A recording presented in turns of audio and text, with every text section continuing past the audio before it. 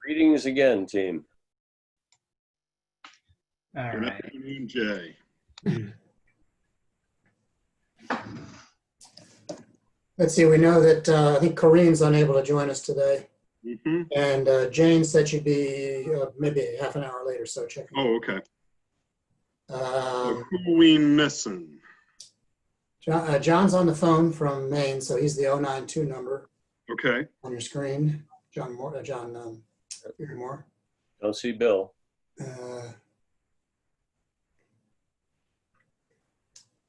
There's Rick. We need Dick. Bill's here with his dog, or Bill's dog is representing him today. I see. Good. See, is Jane Arf, arf. with us yet? Hello, hello. Sorry. There's Bill. That's a much better look for me, though, with the golden. No, I kind of like the shaggy one. Is Dave Ryan going to be able to join us? I haven't heard from him. Barbara's there. Chris is there. Iris is here. Val is here. Mary Heath is here. So I think we're missing Jane, Dave Ryan.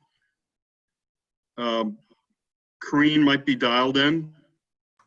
Maybe. She's a little doubtful. I think she was. Right. Okay.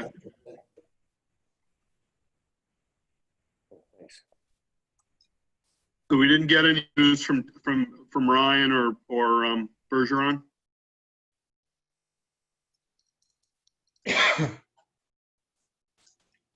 How about Dick?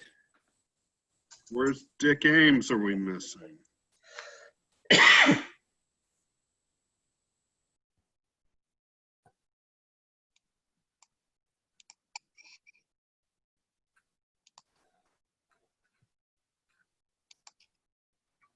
Dick real quick.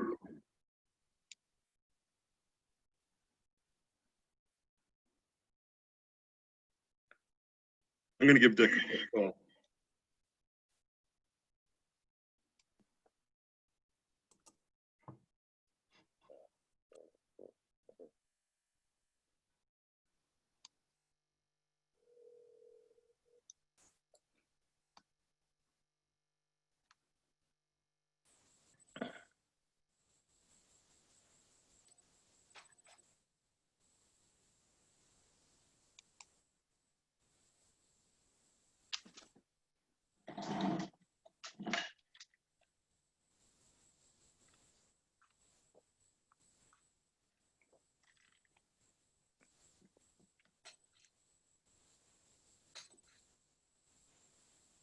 How about that for fast response? Dick Ames is coming in, so I think once he's been, we're getting some feedback on somebody's speaker mic setup. Better now.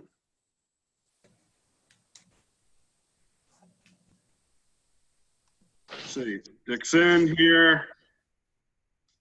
All right, so we ready to get going, and Jane and David can join us when they're available. Jordan, can you would you might be able to ping them? Yeah. Great. But Jane said she was coming half an hour late, so she's. Oh, okay. Sorry about that. So it's really only Dave Ryan then. Okay. All right. So so we're ready to get things started, Bruce? Way to go.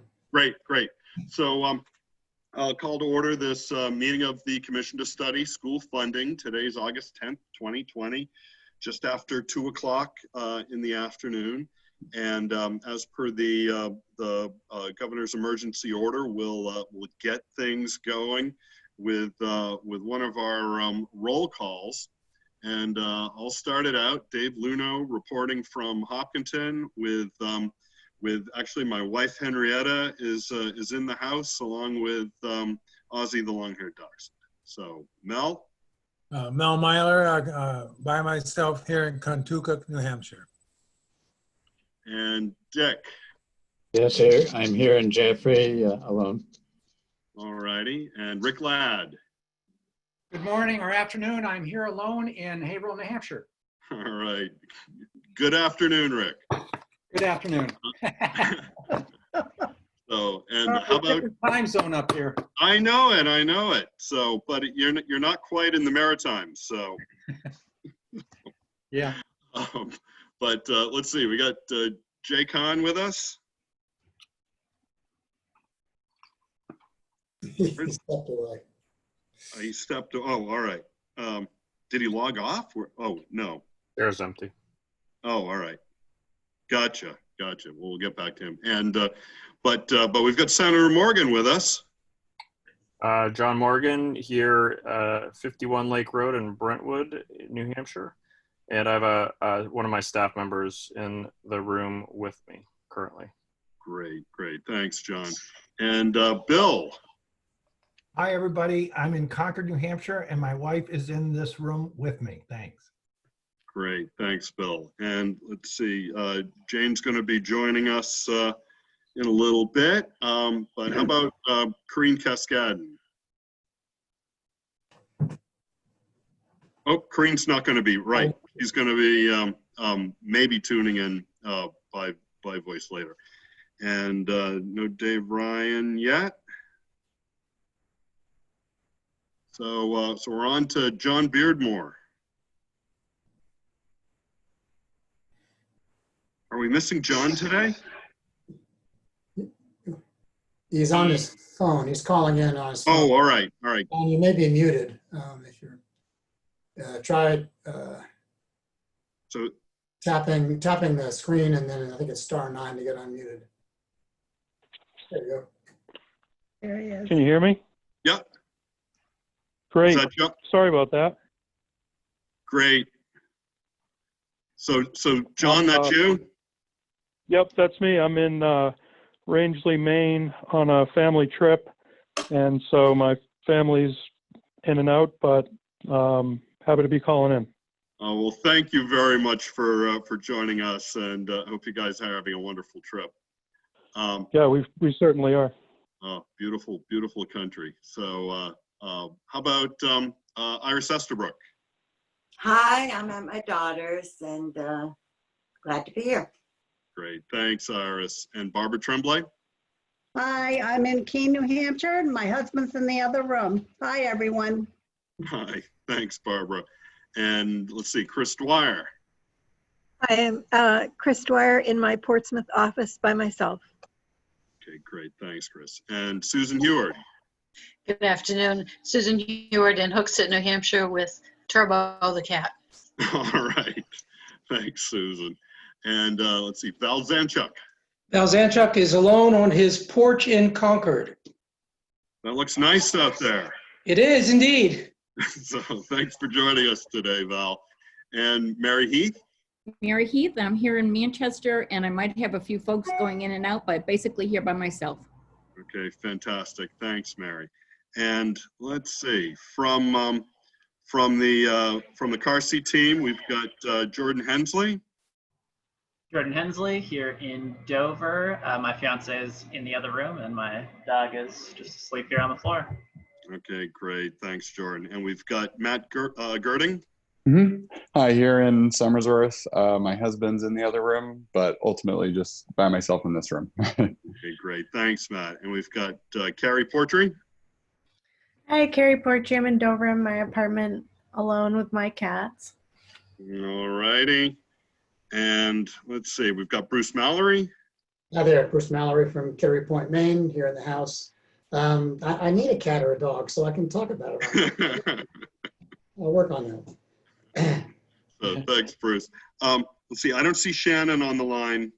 Michelle, no, she's not. I mean Michelle Holt Shannon, sorry. Not in the meeting right now. Right, I think she's got other commitments. Okay, great, thanks. And let's see, from our AAR team, just sort of scanning around here, we've got Bruce Baker. Hi, Bruce Baker, sitting in Gladstone, New Jersey, in my office alone.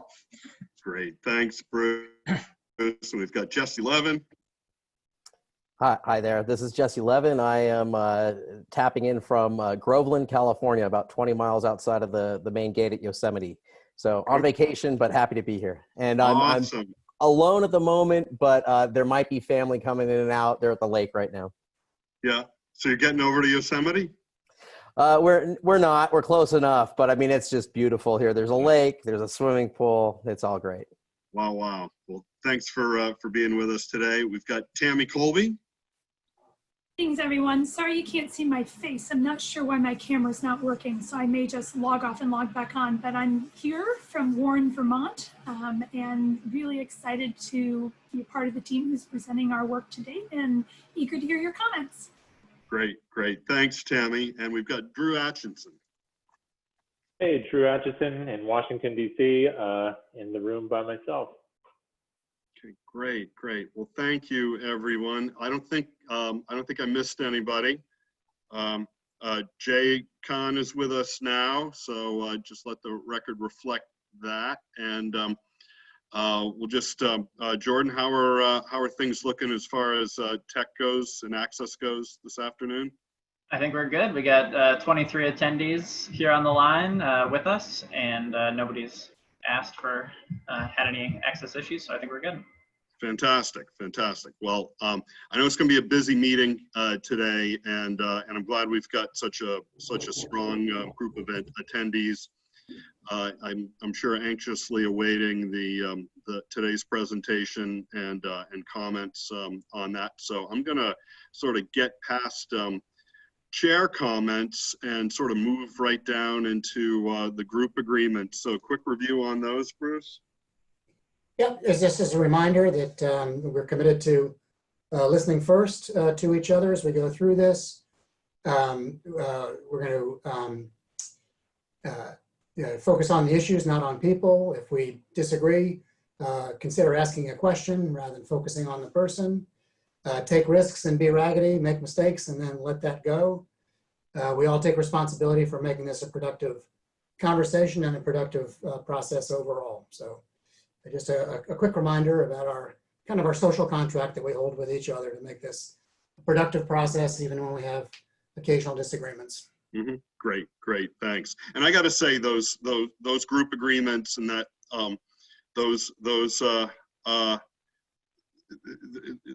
I guess rules of the road, how we govern ourselves, have really worked well. And I know as we really get into deliberations, and we've started to do a little bit already, those have shown to be valuable. And I just got to say, I think they're working very, very well for this commission. I'll just remind us of one more that I always have to remind myself of, and that is be concise, be to the point. Get to the point that you're making. I always use the little acronym WAIT, W-A-I-T. Why am I talking? So make sure you can answer that question legitimately. Right, right. State your turn and get in. Well, all the things that I need to get a lot better at. But anyway, before we get into the meat, really the substance of the meeting today, there was a set of minutes from our last meeting held on July 27th. So that was last week. That was our mega meeting from 1 till 4:30 in the afternoon. And I don't know if everybody's had a chance to give those minutes a look-see. I went through them. Nothing jumped out at me. Not to say that there isn't, but I got to say, Jordan, thank you very. Jordan, are you putting together the minutes? Yeah, it's I think I took the minutes last time, but Carrie and I have kind of been bouncing back and forth. Okay, but just a great job on these. I know it's a lot to capture for long meetings, and thanks very much. But I'd take a motion to approve the minutes from July 27th. So moved. So Second. Moved and seconded. And is there any further discussion? Additions, deletions, amplifications, anything anybody wants to comment on? Otherwise, we will run through a quick roll and to approve the minutes. Let's see, I'm not seeing anybody with raising their hand to make any changes. So I'll start it out. Luno, the motion is to approve the minutes from July 22nd and 22nd. Luno votes yes. Myler? Yes. Ames? Yes. Yes from Ames. Ladd? Yes. Khan? Yes. Morgan? Yes. Ardinger? Yes. With us yet? No. Green's not here. Dave Ryan not with us yet. Beardmore? I'd abstain. I wasn't at the meeting. Okey doke. Estabrook? Yes. Tremblay? Yes. Dwyer? Yes. Heward? Yes. Zanchuk? Yes. Keith? Yes. All right, the minutes carry. And with that, I am going to actually turn it over to Bruce. I don't know if you want to start with the engagement report.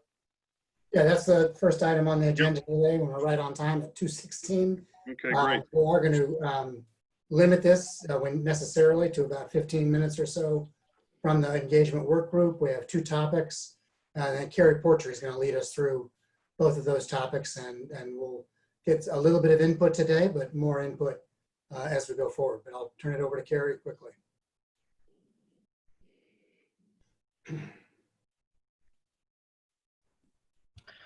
Thanks, Bruce. I was just trying to, I'm going to share my screen really quickly.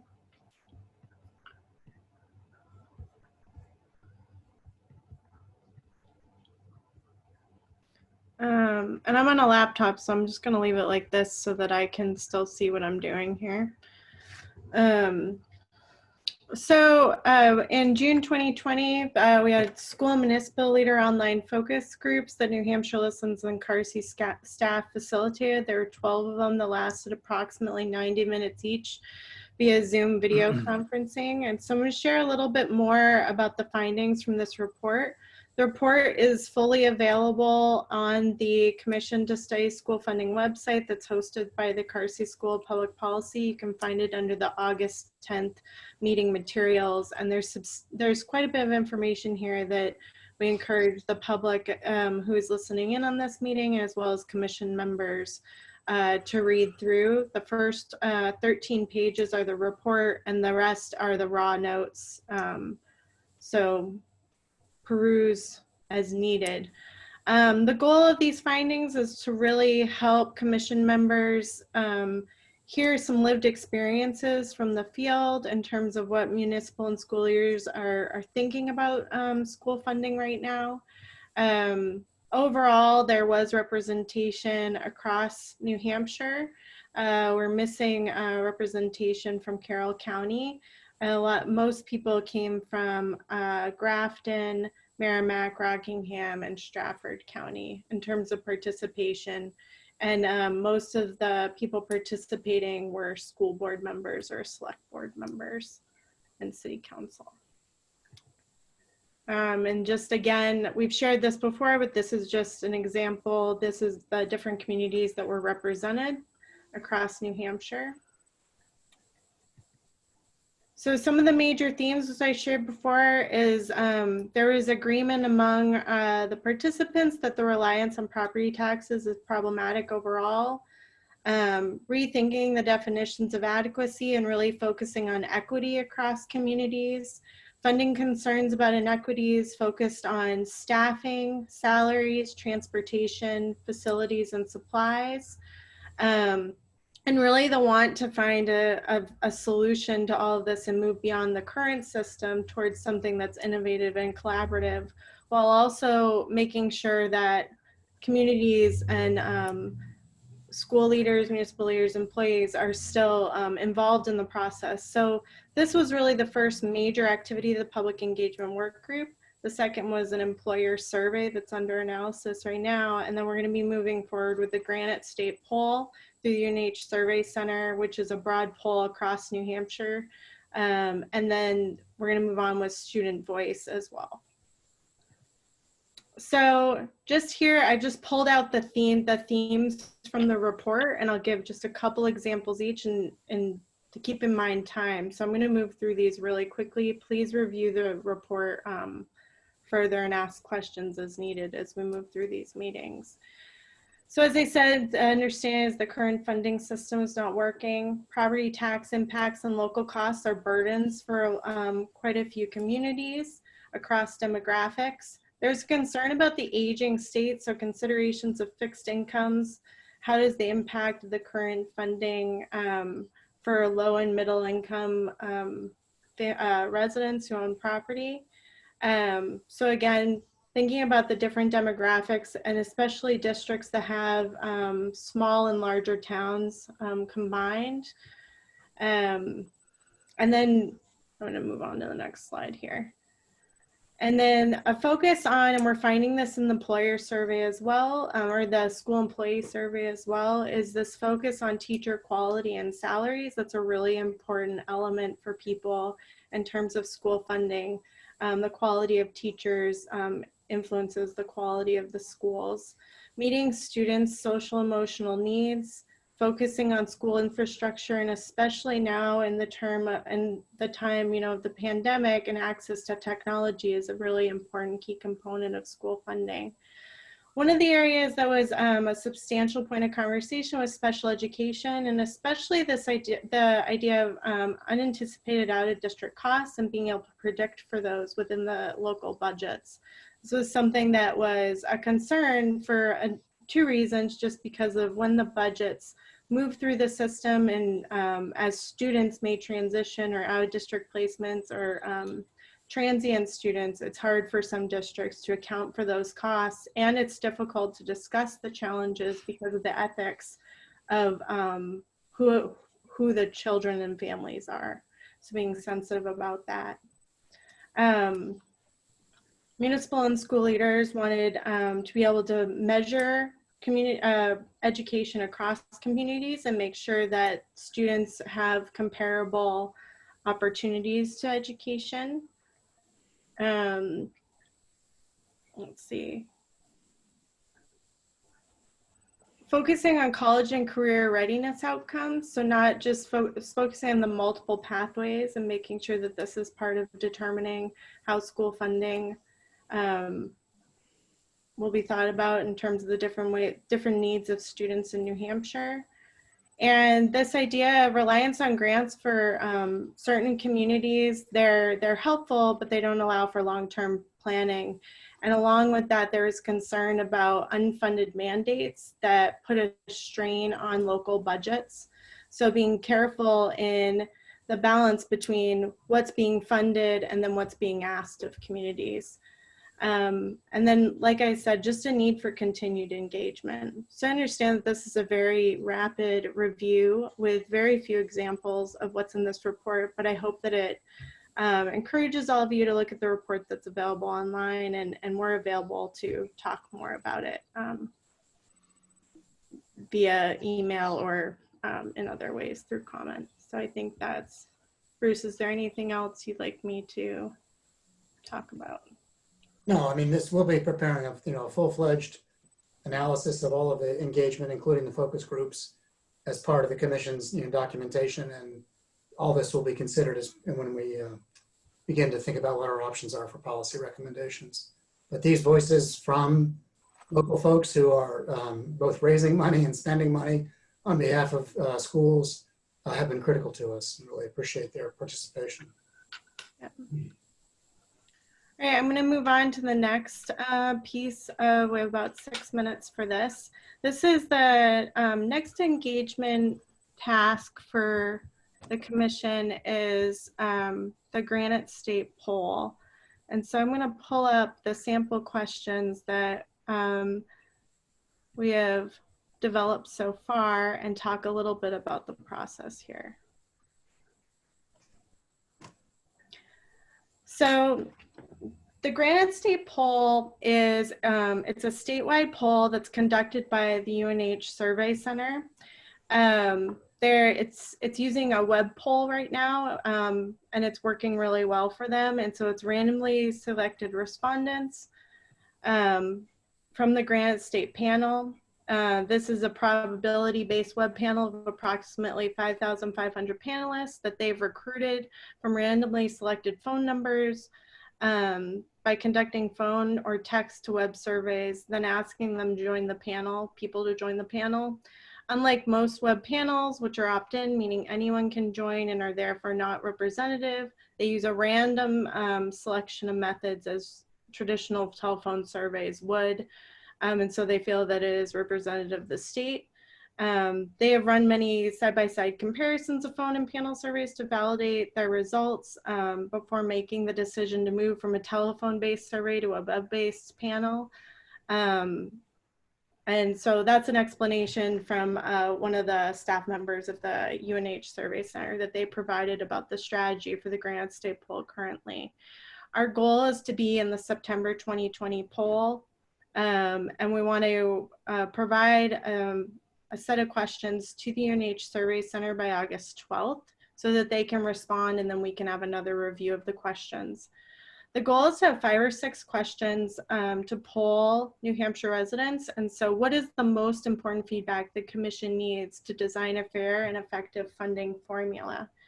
So far, this is the 4th version of the questions while it's drafting. I'd like to acknowledge the contributions of Chris Dwyer provided some feedback. Bill, Bill, I have a hard time pronouncing it. Is it Ardinger?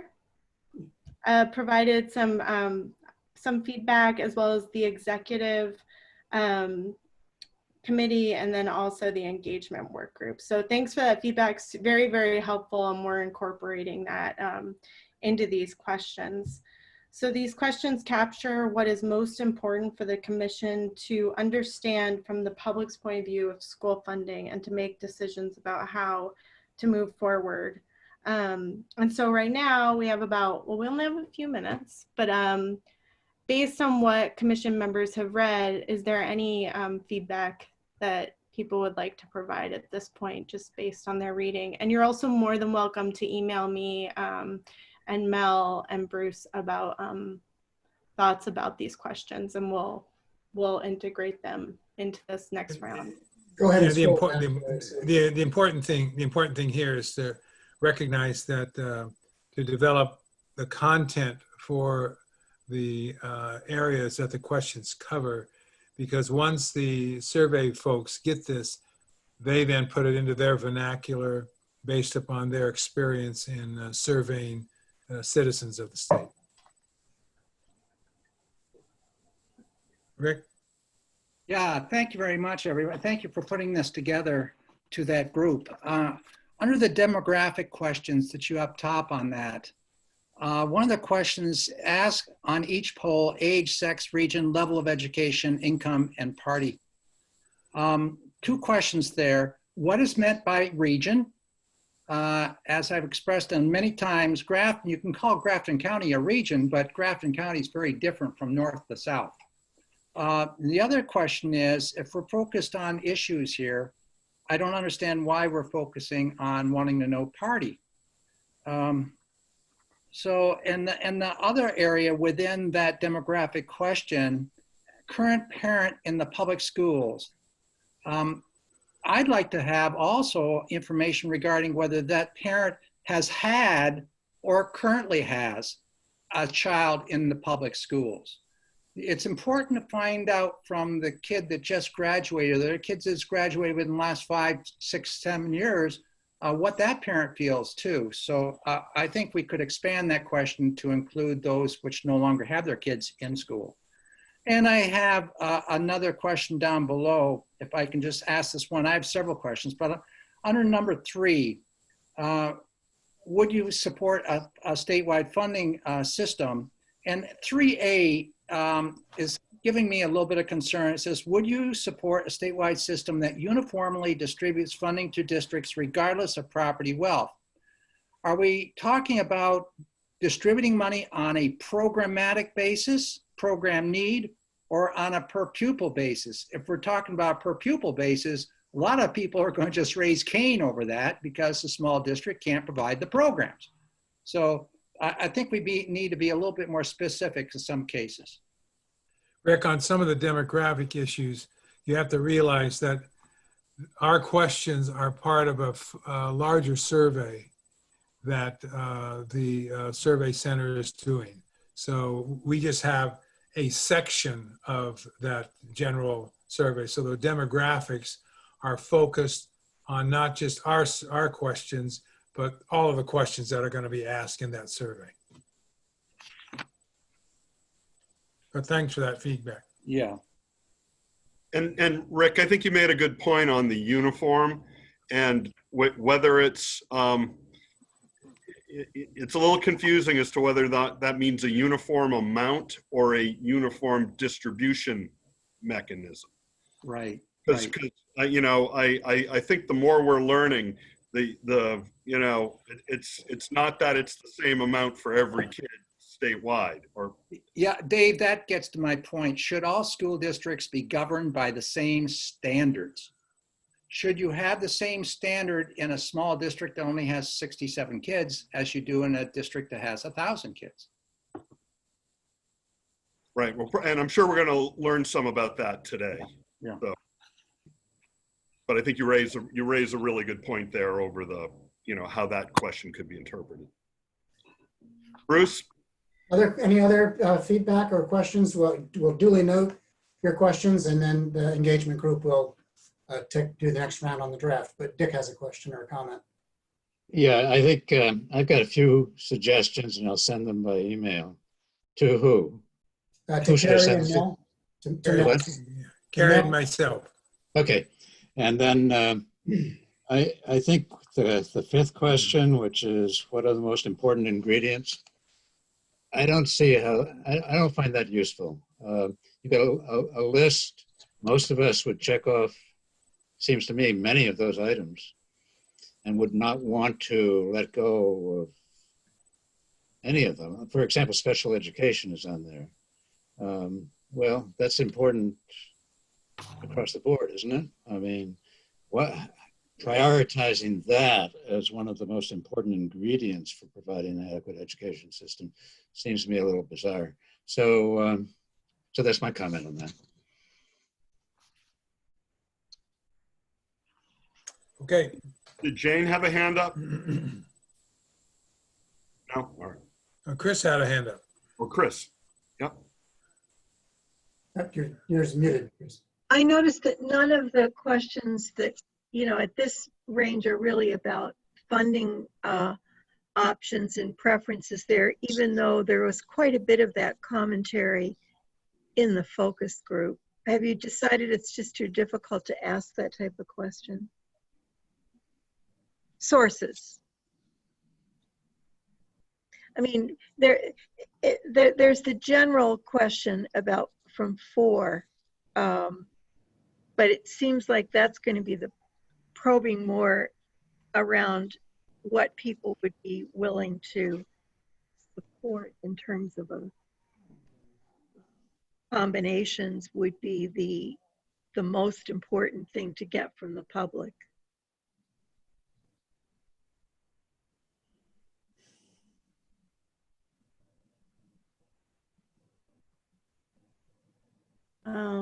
I do not have an answer to that question, but I think that so number 4 as it stands right now is a longitudinal question. So it was on the survey in 1999 and 2002, and so that's why we incorporated it. Mm-hmm. In terms of sources of funding, I think funding options and sources of funding, I think that's a question for, I think for people to weigh in on and that's sort of in the main idea of what are the types of questions or what are the areas, and I think the comments that you provide, Chris, and as well as Bill provided help with that in terms of like what are these key areas of, is that a focus, like where the sources of funding come from in terms of a key question for this survey. And so that's helpful to as a focus. Thank you.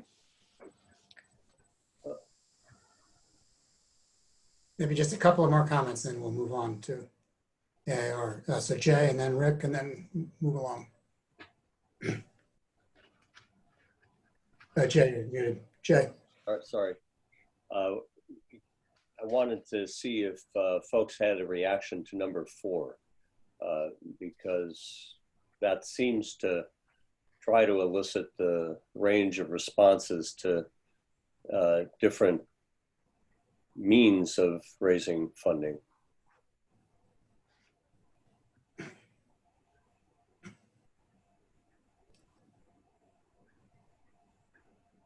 Chris, you raised that, so I want you to respond. Well, I appreciate that it's a longitudinal question, so it needs to be asked in the way that it was asked before.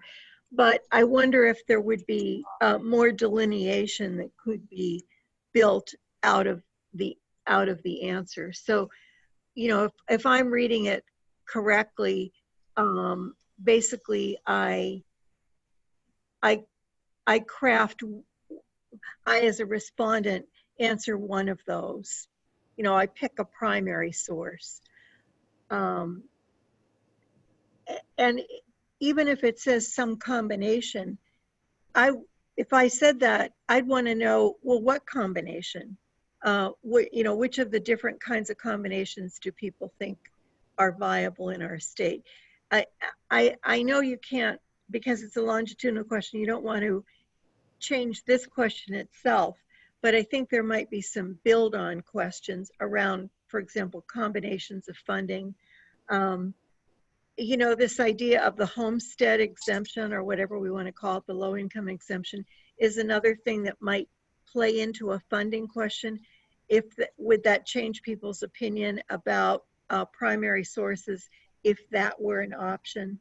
You know, just some of the different kinds of funding things that I think we'll have to wrestle with. Rick, last comment, and then we'll. Well, okay, I just responded to the question number 4.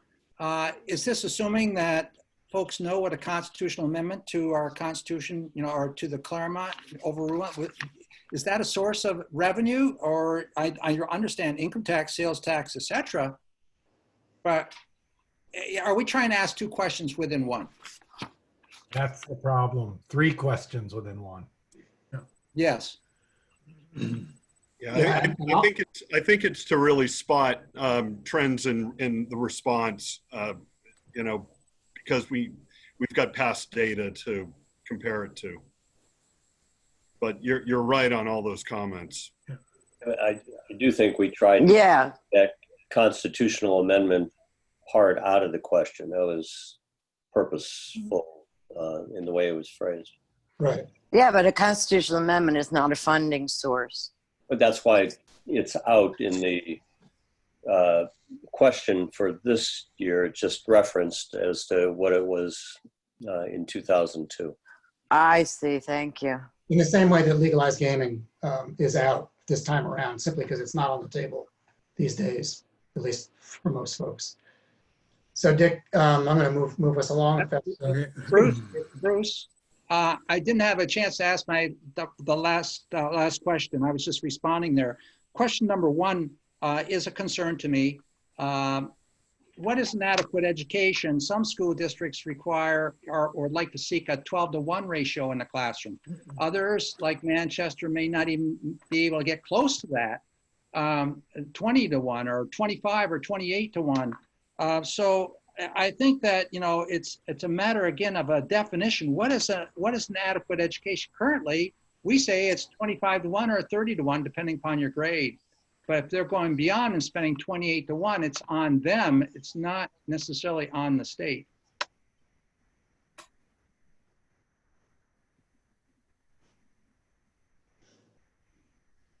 So the question here is will people understand the reference to an adequate education?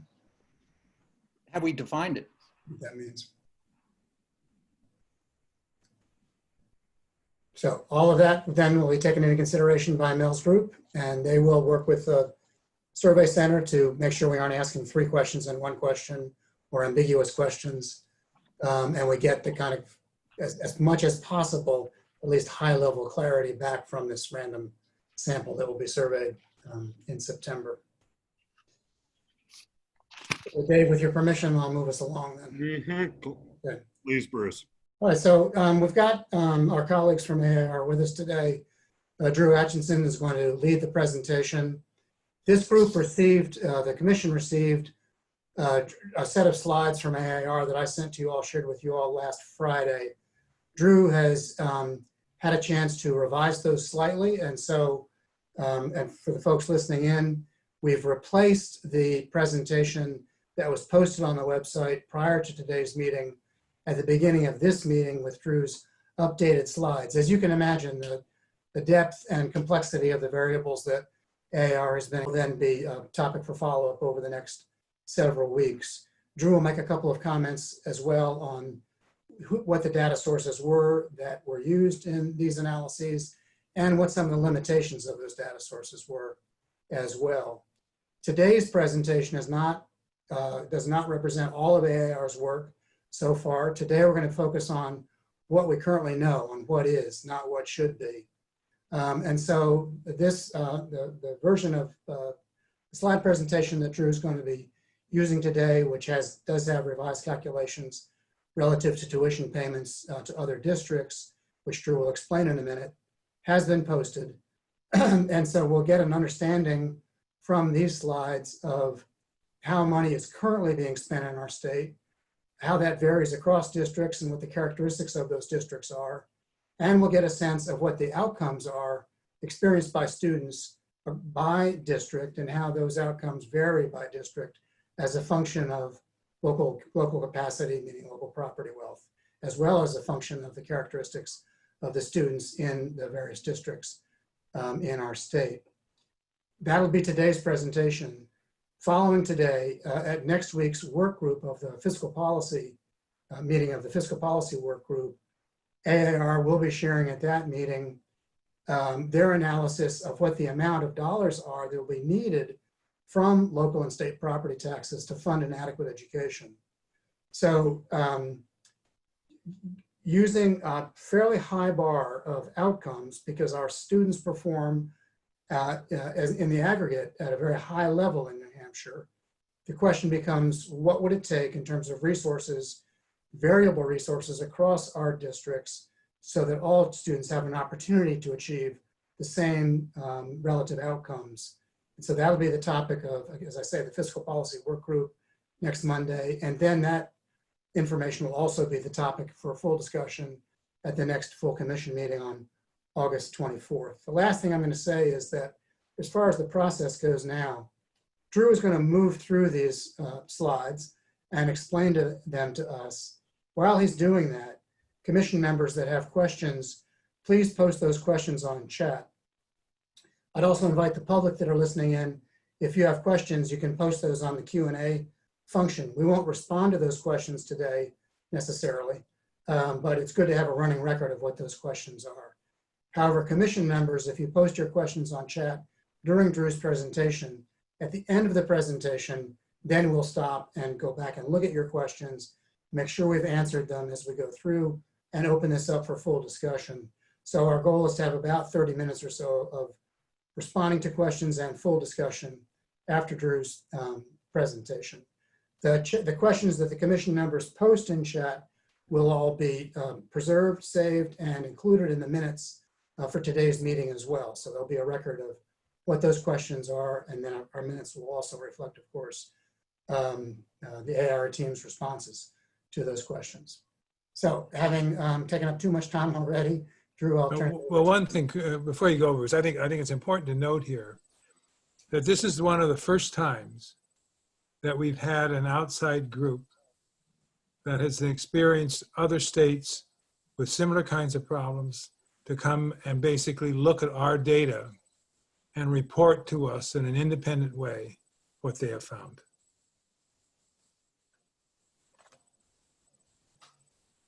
That's a really important point, Mel. Thanks.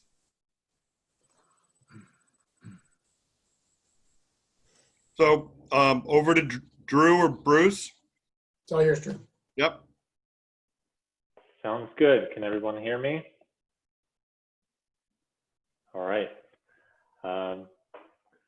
So as Bruce mentioned, the presentation that I'm giving today has a few changes that have been made since the version that you got on Friday. One of the commissioners sent us a comment over the weekend that led us to consider how we calculate per pupil spending, and it's, yeah, there's a lot of things that go into per pupil spending. One of them is tuition to other school districts. So we discovered that by including tuition to other school districts in New Hampshire, we were double counting some of the spending across districts. So we ended up excluding that and doing the calculations over again. So you'll notice that some of the numbers have changed in this presentation, but the general story has remained the same. And so as we go through this, I remind you, as Bruce mentioned, that these are preliminary findings. Some of your questions and comments might lead us to think about the data in a different way than we had already looked at it. And so we might, again, make some additional small tweaks as we move forward in response to your questions and comments. So the presentation today, there's kind of 4 big areas that we'll be looking at. First of all, equity of funding. So in the context of New Hampshire, we're looking at equity from both a student perspective and a taxpayer perspective. So how is education funding distributed across New Hampshire school districts with respect to economic disadvantage and other student needs characteristics? And the second part of that is how is education funding distributed with respect to district property wealth? So that's from the taxpayer perspective. Second, we get into the risk analysis. So that's looking at how outcomes vary across New Hampshire in relation to student needs. So what are the student needs variables that are most predictive of student outcomes in New Hampshire? That leads us to the cost analysis. So as part of the cost analysis, we look at the cost of providing an adequate education in each of New Hampshire's districts. And I'll explain a little bit more how the AAR team approached defining or coming up with a working definition for adequacy that we used in our calculation. And then in the fourth component, how does the cost of providing an adequate education translate into a formula? What are the weights that are needed to distribute dollars across New Hampshire's towns and school districts? So starting off with equity. So we did a number of analyses looking at how funding is currently distributed. So this is a scatter plot showing the current spending per pupil in New Hampshire for each of New Hampshire's school districts in relation to free or reduced price lunch. And we see that on average, as free and reduced price lunch increases across districts, funding decreases. So the R equals negative 0.29, that's the correlation there. So we see a negative correlation between free and reduced price lunch in New Hampshire and spending per pupil.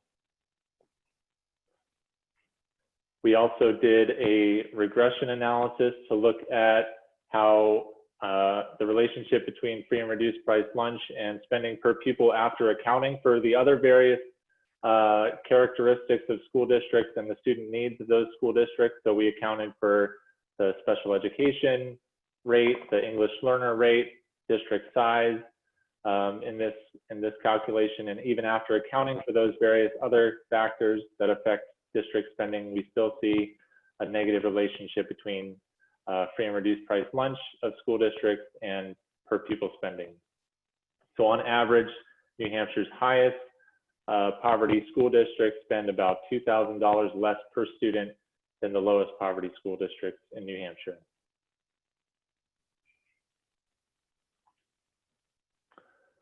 We also did some analyses to compare New Hampshire to other states in the New England area.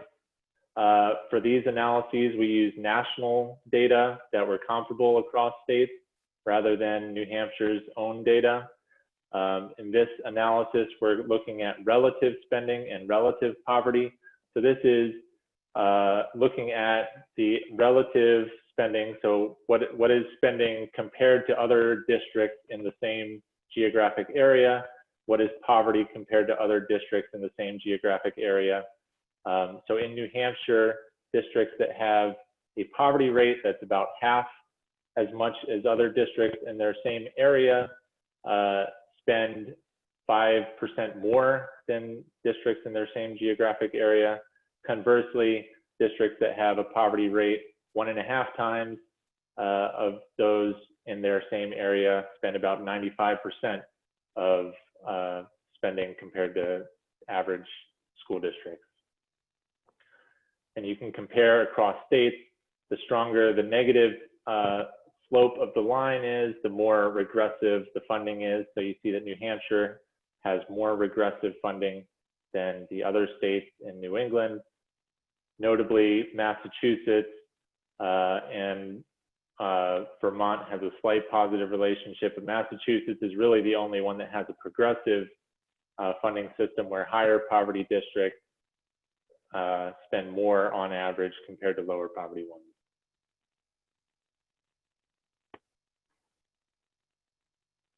So then we get into taxpayer equity, and we looked at several comparisons to examine taxpayer equity. Here we're looking at current spending in relation to equalized valuation per pupil.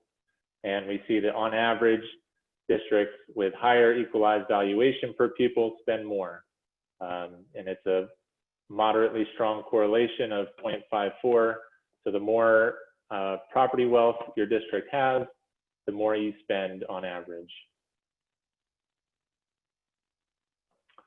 We also looked at education property tax rates compared to spending per pupil. And we focused on the local education property tax rates because state education property tax rates are fairly constant across school districts. Most of the variation in education property taxes are in the local education property tax rate. So there's a small positive correlation between property tax rates and spending, but you can see that there's a lot of variation, and some districts on the farthest right-hand side that have very high local education property taxes are still spending less than a lot of districts further on the left side that have much lower local education property taxes. So property taxes are not a strong predictor, are not a strong indicator of how much spending your district is, or how much your district is spending per student. And lastly, we looked at equalized valuation in respect to local education property tax rates. And we see that the districts with the highest wealth also have the lowest education property taxes. And conversely, the districts with the lowest equalized valuation are often subjecting themselves to very high local education property tax rates to raise the amount of revenue that they need to fund their school district. So there's a moderately strong negative correlation here.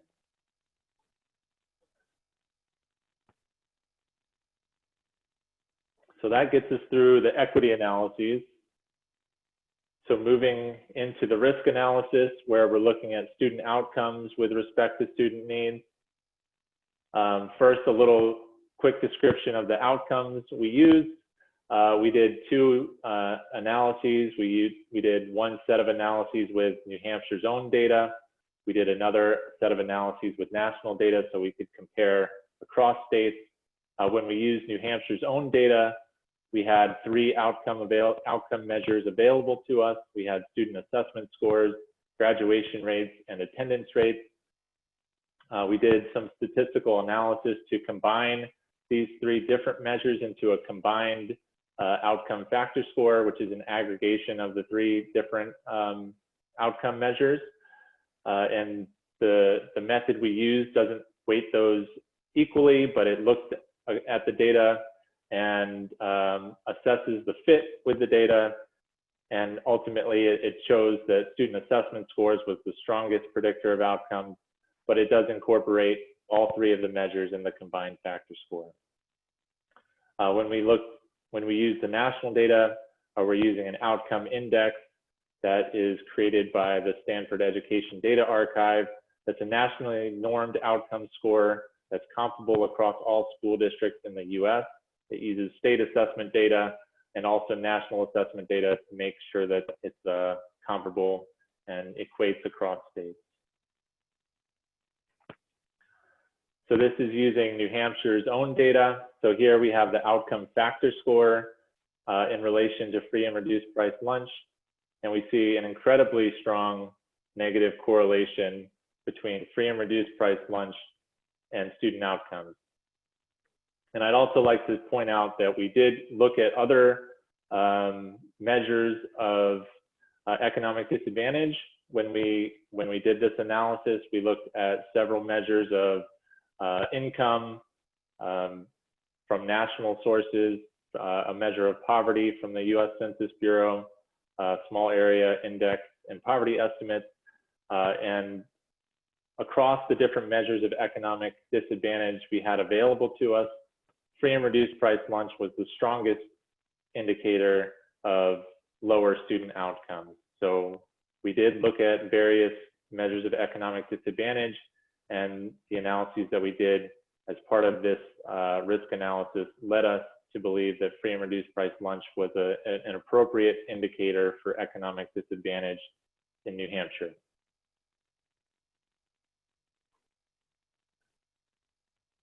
For the national data analysis, we compared New Hampshire school districts to other New England school districts, and we see again a negative relationship between student outcomes and free and reduced price lunch.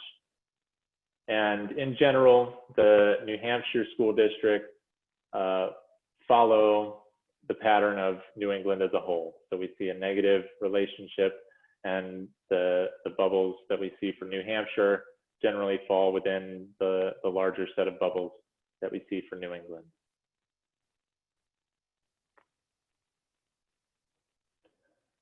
We also looked at other measures of student needs, including special education.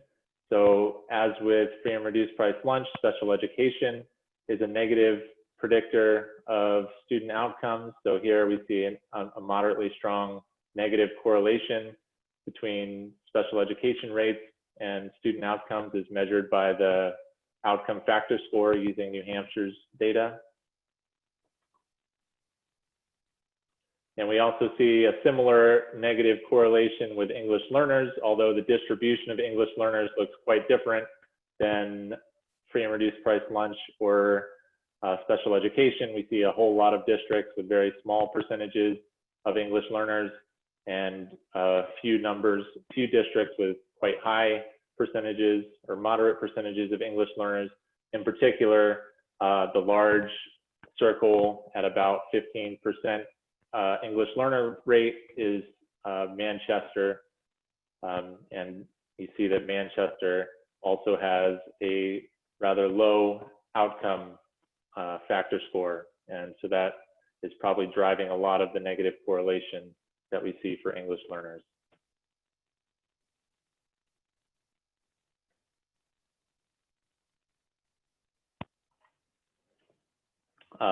As with the equity analysis, we use regression to control for the various factors that might affect student outcomes in addition to the student needs that we talked about. So here, we not only controlled for free and reduced price lunch English learners and special education simultaneously, we also accounted for district size and population density, the proportion of students in middle school and high school grades. So we see across the different outcome measures that we had available to us, free and reduced price lunch English learners and special education all negatively affected our outcomes even after controlling for the various factors that we did in the model. So all three of these are simultaneously affecting student outcomes. We don't see that when we control for special education, we still see a negative effect for free and reduced price lunch. So you might think that these are correlated with each other, and they are, but even after accounting for the correlations between them, we still see that they all negatively affect student outcomes.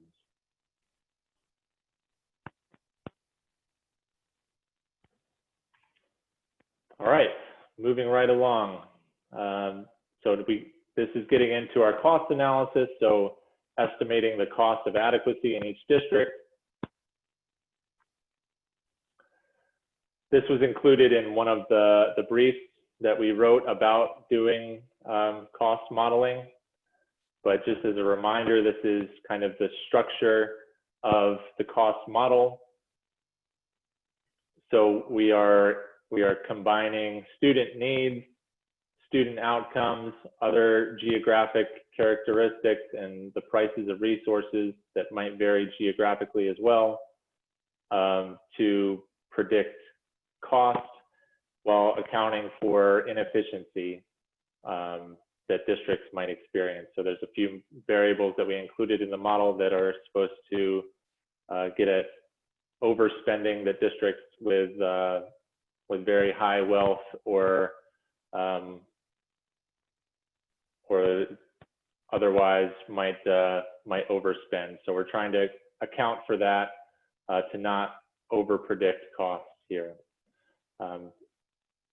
So the cost model accounts for all of these things simultaneously to understand what is the cost of achieving a given level of student outcomes.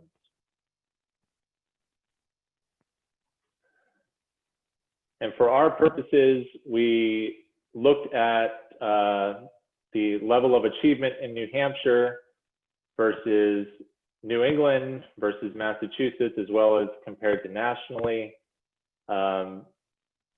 And we decided that because New Hampshire is a very high performing state to begin with, it achieves very highly compared to the national average, which is the gray line in both of these density plots.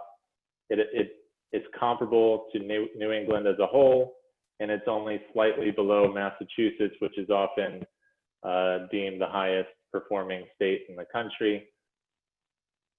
So for our purposes, we didn't feel the need to say that New Hampshire students needed to increase their achievement levels above where they're currently at.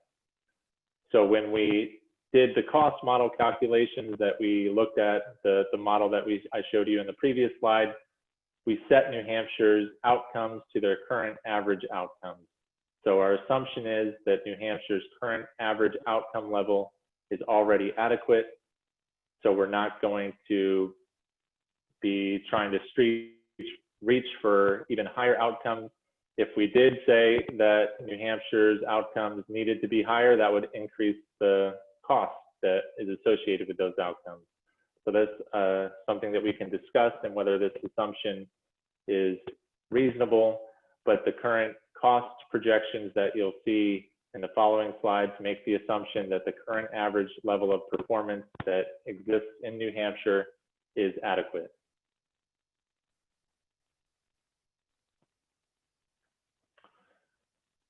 So when we ran the cost model, we ran a New Hampshire specific model that used all of New Hampshire's own data. We also ran a regional model that used national data and included districts in other states in the New England area. We ran two models in part as a validation of the cost estimates between the two models, and we see a lot of consistency when we look across the two models. So on the left side is the characteristics or cost factors that were included in the two models, and I put in arrows here. An up arrow means that that characteristic, an increase in that characteristic increases the cost. The side arrow with the double-headed side arrow means there was no definitive relationship between that characteristic and cost, and a down arrow means that that characteristic actually was associated with a reduced cost estimate. So we see that student outcomes are associated, an increase in student outcomes is associated with an increased cost. So that goes back to the point of if you want to shoot for higher outcomes, you're going to have to also increase your cost estimates. After controlling for outcomes, we see that free or reduced price lunch, special education, and English learners all result in an increased estimate of cost. So districts with higher proportions of those types of students will have higher per pupil cost estimates. We also accounted for district size in our model, and we see that smaller districts are associated with an increased cost. We also looked at population density. In New Hampshire and in New England as a whole, population density or sparsely populated areas are strongly associated with small districts. So we didn't find a relationship between population density and cost, but we think that that's largely a response to already including district size in the model. So district size is picking up the variation in cost, whereas population density didn't really trigger any increased cost estimate. We also included shares of students in different grade ranges, middle school and high school in the cost model. And we found that students in upper grade levels had increased costs in our model. So in the New Hampshire model, middle school students were actually the most costly, followed by high school students. In the regional model, high school students were more costly than elementary and middle school students. But in both models, we see the upper grade levels result in higher costs. And we also included geographic price differences in the model, and we found no strong association in geographic price differences and costs in the New Hampshire or the regional model. And again, it's probably due to the other variables already picking up some of the variation that you might expect in geographic price differences. But this exercise, the purpose of this exercise was to validate the two models and to make sure that they're giving us consistent cost estimates. And when we do a scatter plot of the cost estimates of the New Hampshire model versus the regional model, you can see a rather strong association between the district level cost estimates produced by the two models. You see a strong linear positive relationship, a correlation of 0.75 between the two models that gives us a lot of confidence in both models, and specifically in the New Hampshire model, because it has fewer data points. We really want to make sure that the New Hampshire specific model is giving reasonable estimates, and it is. But we also, in the results that come after, we're going to emphasize the New Hampshire specific model for several reasons. First of all, the New Hampshire specific model has more up-to-date data. So we were able to collect data up through the 2018-19 school year for the New Hampshire model, whereas the regional model only includes data up through 2015-16 because of the lags in collecting national data and norming national data. The use of New Hampshire data makes more sense from a policy perspective. You're gonna, whatever funding formula that the commission comes up with will be driven by New Hampshire specific data. So the fact that we ran a model with New Hampshire specific data will help us better inform the discussion about a funding formula. And then the New Hampshire model has more robust outcome measures. So we were able to combine test scores, graduation rates, and attendance rates for the New Hampshire model, whereas the regional model uses only an index based on assessment scores.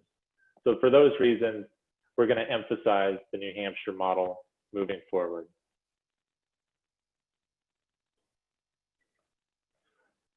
So after this exercise, after running the cost model, what types of costs are predicted from the cost model? And because we set the outcome at New Hampshire's existing average, the overall distribution looks quite similar to the existing distribution of actual spending in New Hampshire. So the model predicts a low per pupil spending around $13,000, a high up around $40,000, and an average per pupil spending in the $18,500 range, which is very similar to the actual distribution of spending. So our cost model is not predicting an overall increase in costs. If anything, the predictions are slightly less than actual current spending, but I wouldn't make a big deal about that. But where we'll see differences is in the distribution across districts. So which districts need more, which districts are currently spending more than they probably need. So this figure compares outcome gaps and spending gaps. So when we look across districts, we can compare outcomes to our outcome target, which is currently the New Hampshire average.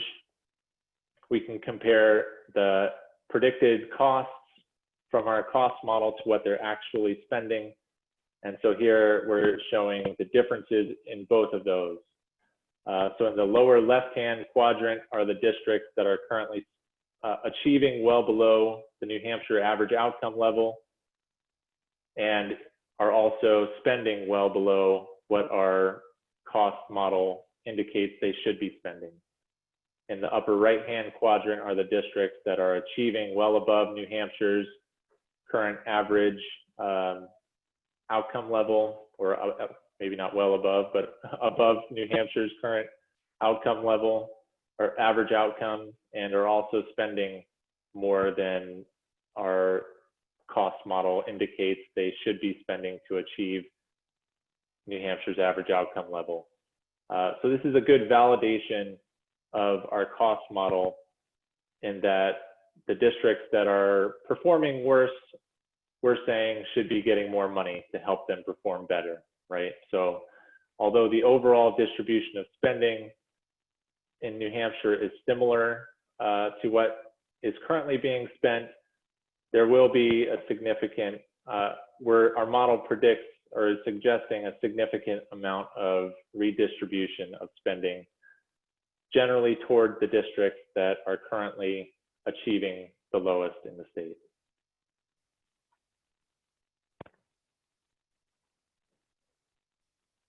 So from the cost estimation model, we conduct a weight estimation model.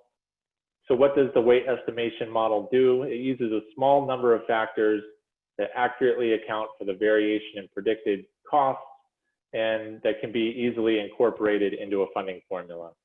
So the things that were strongly predictive of cost in our cost model were free and reduced price lunch rates, English learner rates, special education rates, district size, and the distribution of students across grade levels. So those are the things that we included in our weight estimation model, and that could be easily incorporated into a funding formula that would distribute funding across districts in the state and mimic the costs that we estimated in our cost model.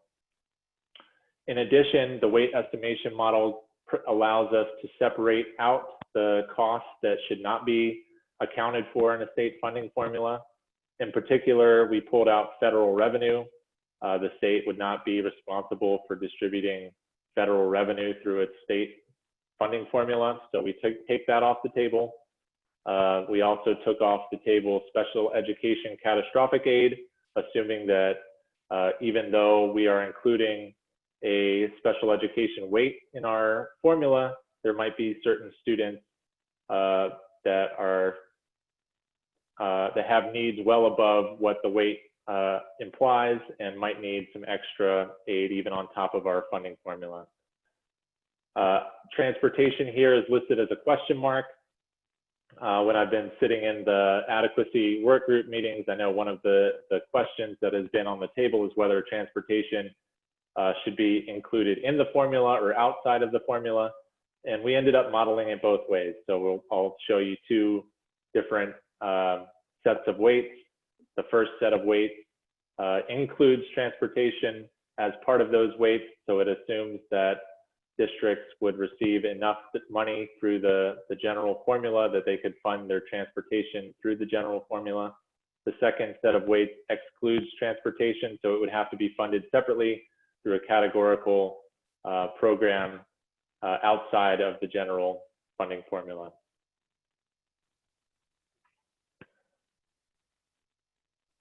So once we calculate the weight, we end up with the following base costs and weights. you'll notice that the base cost is not super high, but we're also saying that the weight for certain types of students are pretty high. So the distribution of costs that I showed you earlier ran from 13,000 to 40,000.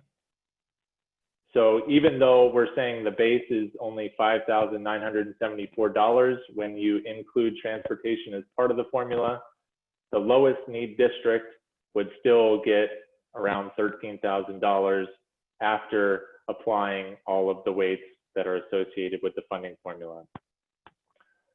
So the way the weights work is that it's an addition on top of the base.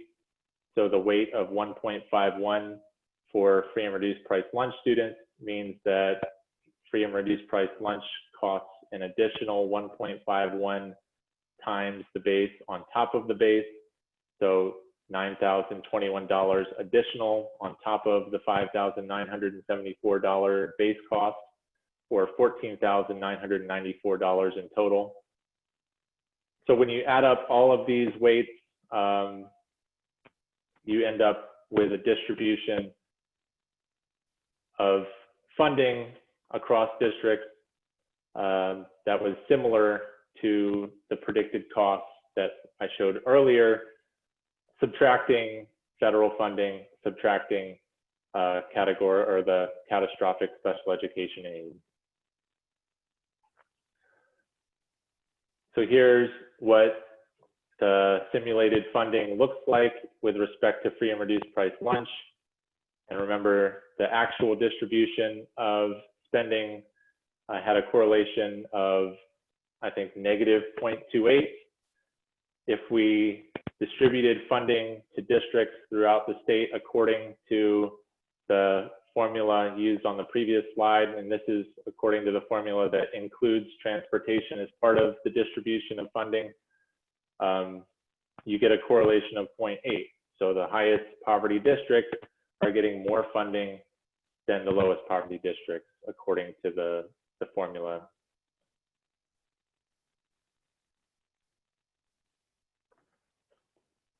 Here's a simple bar chart that compares actual spending to simulated funding. So here, simulated funding includes the funding distributed through the formula, and then adds back the federal spending and the special education catastrophic aid to make actual spending and simulated funding comparable. And you see that the distribution of funding through the formula results in a clear, progressive, purposeful distribution of funding. The lowest poverty quintile would receive around $15,000 of funding per student. The highest poverty quintile would receive around $21,000 of funding, or $21,400 per student on average. When you look at the distribution of actual spending, it bounces up and down. There's no clear pattern with respect to poverty. And in particular, the highest poverty quintile spends much less than the other quintiles.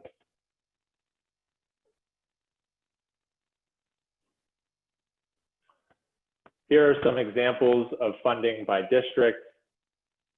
So I just pulled out 8 districts. The top 5 that are in the slightly darker shade of blue are relatively high need districts. The bottom 3 in a lighter shade of blue are relatively low need districts in the state. And you can see that the high need districts would get a boost in funding under a formula like the one we calculated compared to what they're actually spending. Whereas the low need districts would get a little bit less, or sometimes even substantially less than they're actually spending according to our formula.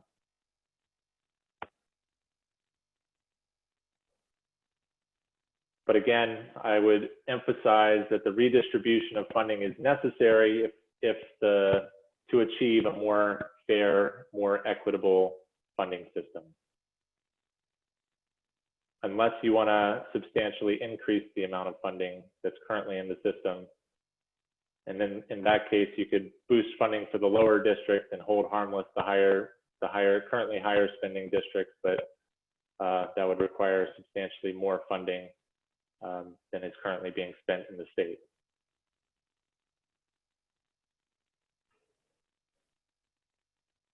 So a few conclusions, and then we'll get to the fun part, the Q&A.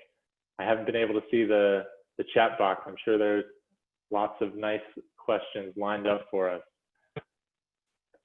So conclusions, New Hampshire's existing school funding system is inequitable from both a student and a taxpayer perspective. Districts with larger percentages of economically disadvantaged students, English learners, special education students perform worse on average than districts with fewer students of those needs. Our cost model indicates that districts with higher needs, free and reduced price lunch, English learners, special education students, and small districts require more spending per pupil to achieve a comparable level of outcomes. And our proposed weighted funding formula allocates funding to districts according to the cost factors that districts face and results in a progressive distribution of funding that would more adequately fund high need districts. And I'm going to stop there. There's a few additional slides with some extra graphs that you can look at yourself. And as Bruce mentioned, the other part that we're working on is to look at how the revenue side of this fits in. And we'll be discussing that next week in the funding work group. Thank you, Drew. We'll stop there, and we can do some Q&A. So Drew, I'm going to, I've got the questions in front of me from commission members. I'm actually going to start from the bottom because I think there's some logic to starting there, just to get some clarifications about definitions and terms. So Bill asked, when this report refers to funding, does that means total spending including all sources, state, local, and federal? So how are you using the term funding here? It doesn't just mean the state aid portion of total spending, right? I think it's a little hard to discuss whether it refers to the state aid portion or state and local portion without the revenue conversation. I think that's something that has to be worked through, is how the revenue is going to fund the proposed amounts of funding.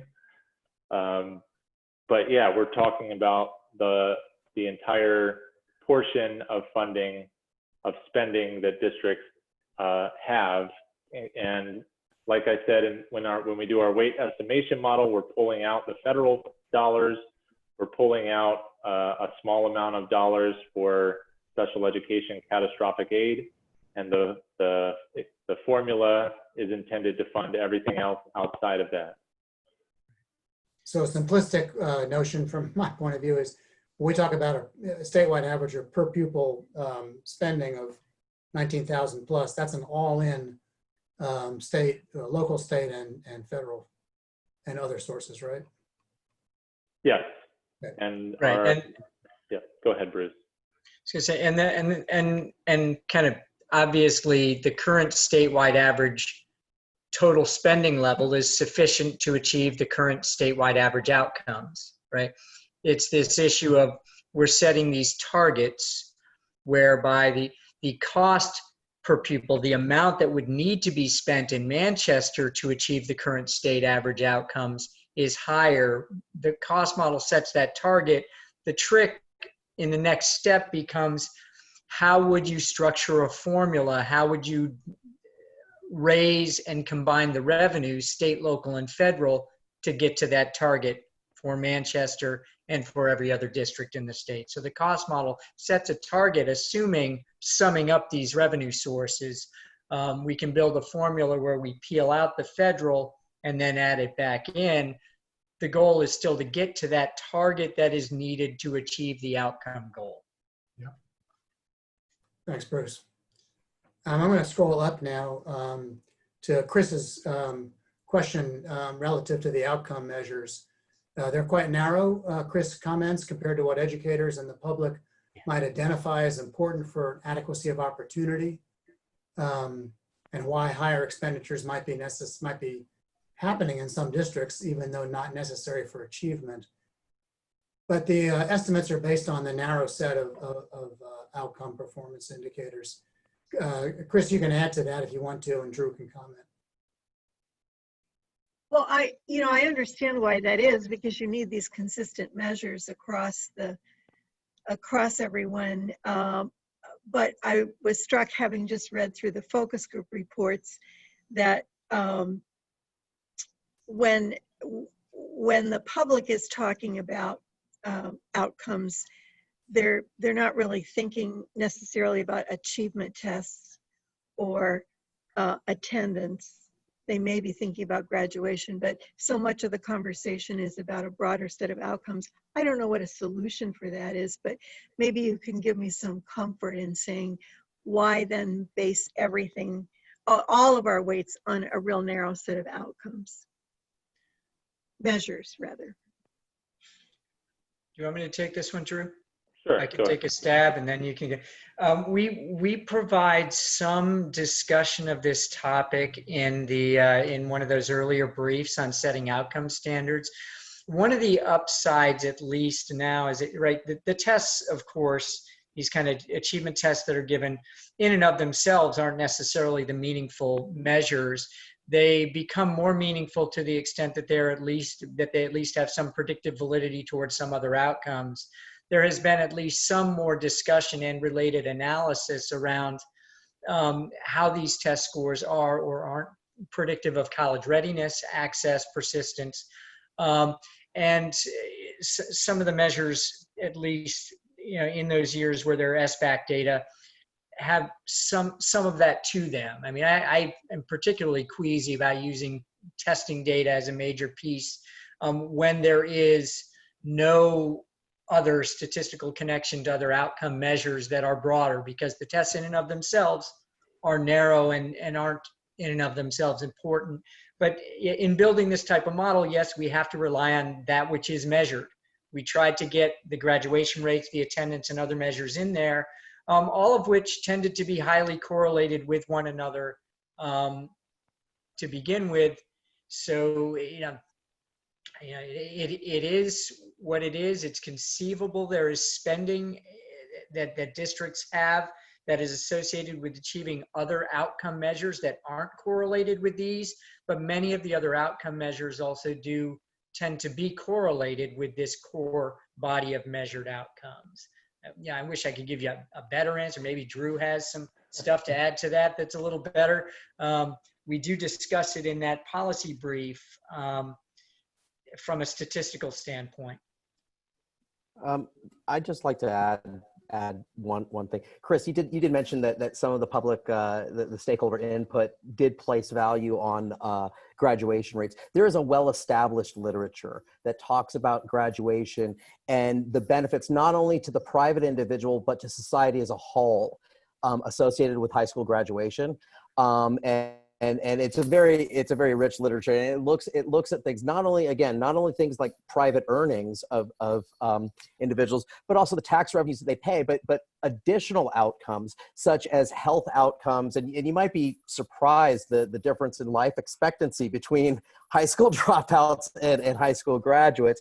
In addition, the literature finds that high school graduation is strongly associated with lower incarceration rates, as you might expect, but also less brushes with the law in general. And then, of course, less dependency on different forms of welfare. So there's that. I definitely agree with you that it is a narrowly focused number of outcomes that we're looking at. It certainly, I don't think anybody would make the claim that these three outcomes are the end-all be-all goal of education. However, the method that we're using is an outcome-oriented, and we need these, as you mentioned, we need these quantifiable measures that can be quantified and consistently calculated for all of the districts in our model. this is just in contrast to the other methods for trying to get at adequacy, which are input-oriented methods.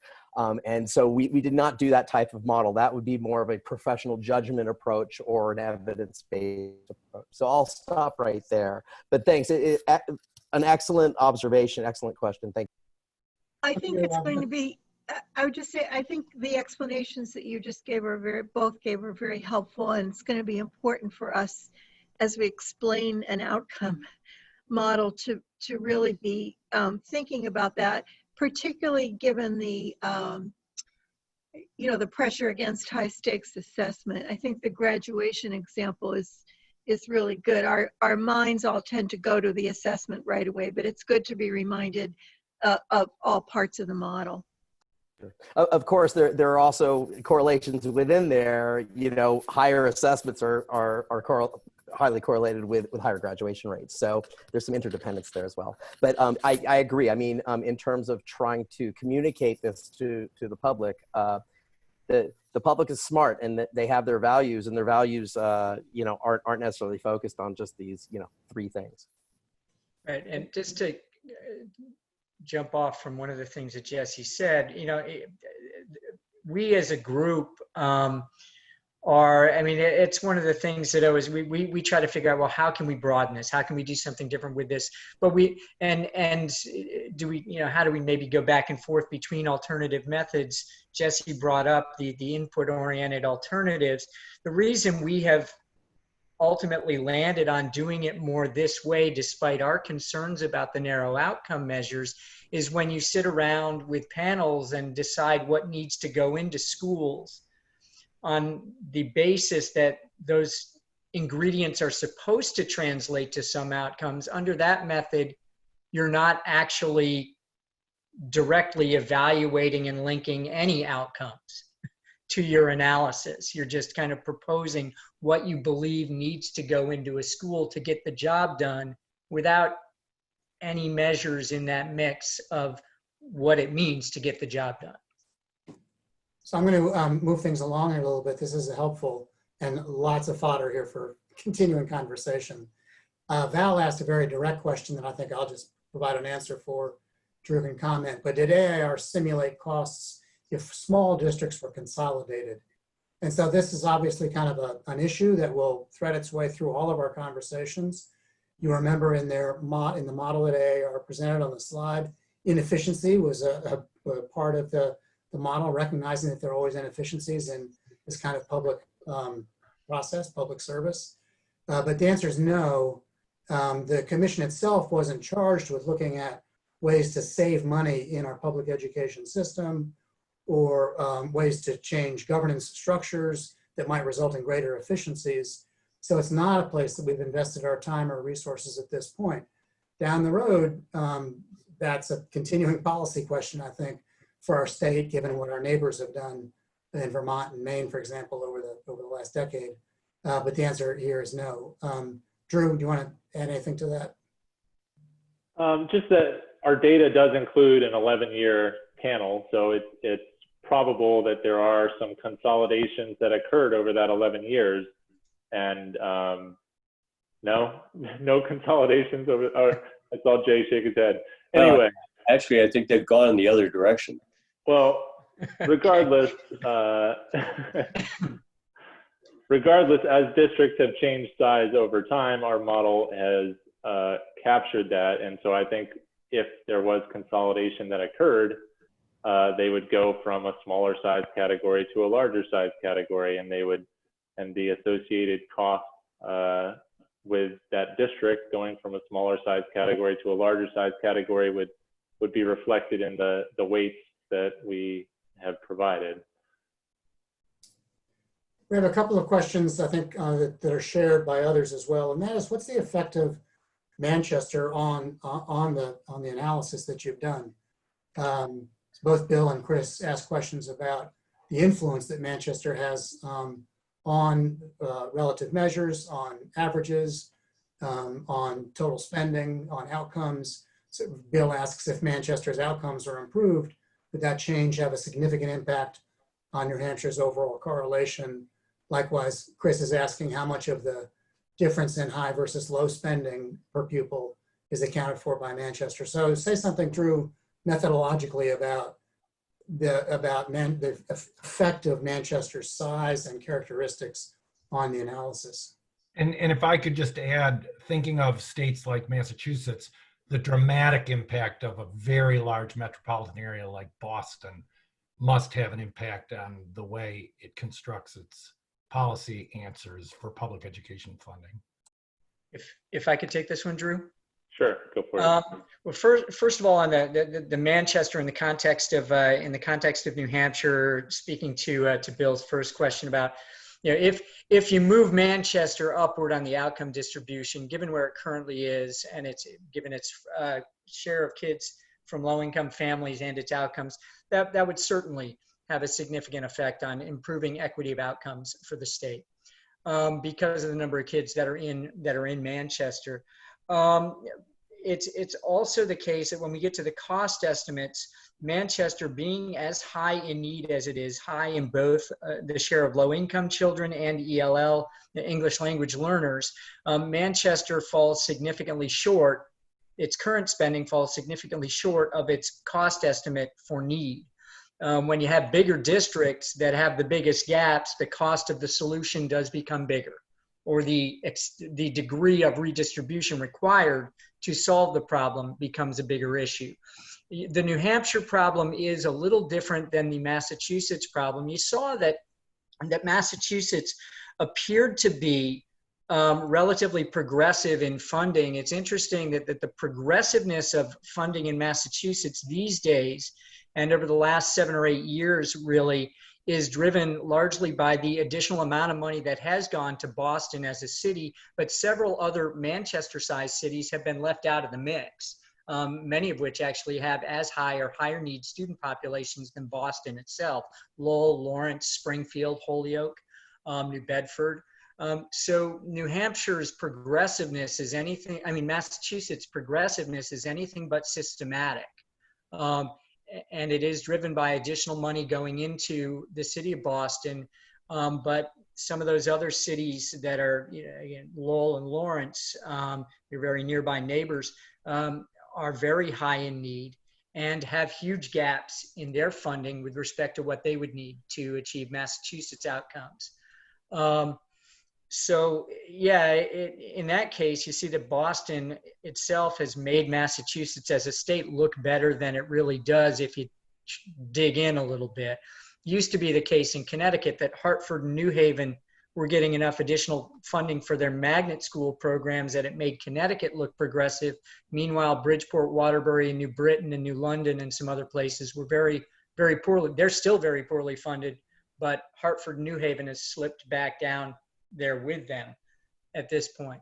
So that's, yeah, big districts can really kind of skew the picture of a state as a whole. When it's your big districts that have the biggest funding gaps, that also means that solving the problem becomes a little harder, a little more expensive, requires more redistribution. Thank you. Thanks, Bruce. Val had a question about the outcome factors.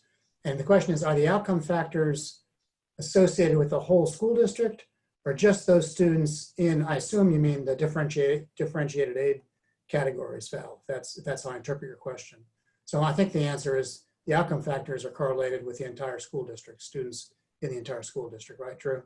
Yep, so we're looking at the outcomes for the entire school district, and the correlations that we look at compare those outcomes to the proportion of students in those different needs factors.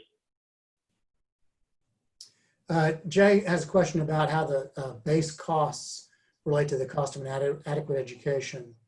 When you reduce down for all the weighted factors, is what's left the cost of $5,069 that you posted, excluding transportation, categorical aid, and federal funding. So, and we had some other questions also from our attendees about how that base cost was calculated. Can you say more about what went into that? Yeah, so the base cost is calculated. Basically, it's an extrapolation of the relationships that we are calculating for a district that has no students who are FRL, no students who are special ed, no students who are English learners, that is in the largest size category, so they don't get any additional size weight. They also would be elementary because we had middle and high school weights. So for a student, for districts that have none of those additional characteristics indicated by the weight, that district would be estimated to need $5,069 per student if you take transportation off the table as well. It's important to note that there are no districts in the state that actually meet that definition. When you add back all of the weights that we included, the minimum that a district would actually get was around $13,000 per student. So that's the real base. Yeah, right. So that's kind of the effective minimum that we're calculating. There's a trade-off when you hold dollars constant. The overall amount of funding that you're going to distribute in the system, if you increase the weights, you're necessarily going to have to decrease the base to pay for the increase in weights. So the weights that we estimated are rather strong compared to what New Hampshire currently uses. So when you have those strong weights, your base is going to go down.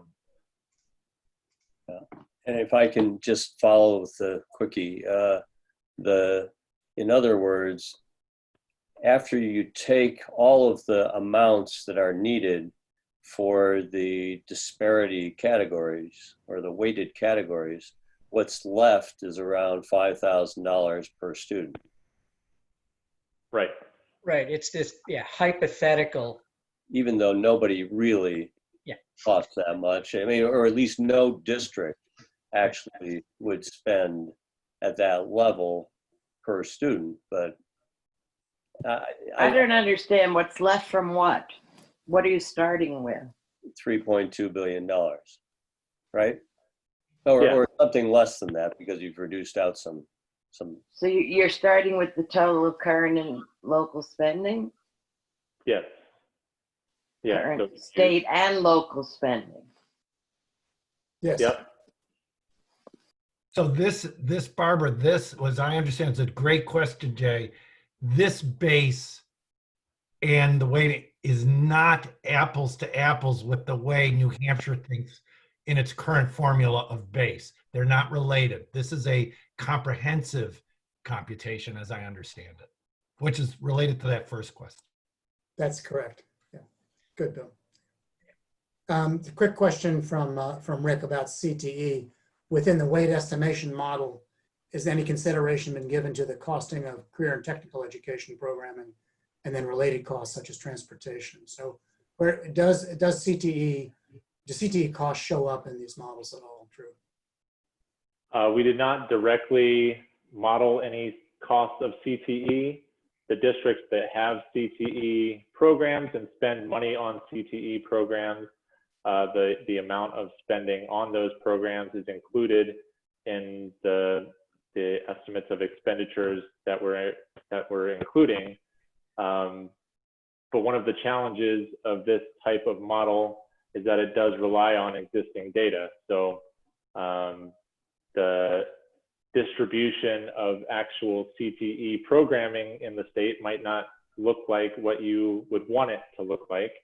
But we're using the existing data to look at the relationships between spending, student outcomes, and student needs as it is in the state and projecting costs. So I don't think this model would be a good way to try to get at the cost of CTE programming and transportation, which is largely hypothetical relative to what it currently is. I'm going to pick a couple of other questions here in terms of order and try to manage our time. This is very specific to special education costs from Jane. When you estimated the weights for special education, did you include the costs for services to charter schools, preschool, special education, and out-of-district students, as well as specialized transportation? The costs yeah, I mean, we use the spending from the DOE 25, which the district level spending, which includes the cost of specialized transportation, includes the comprehensive district costs inclusive of preschool students.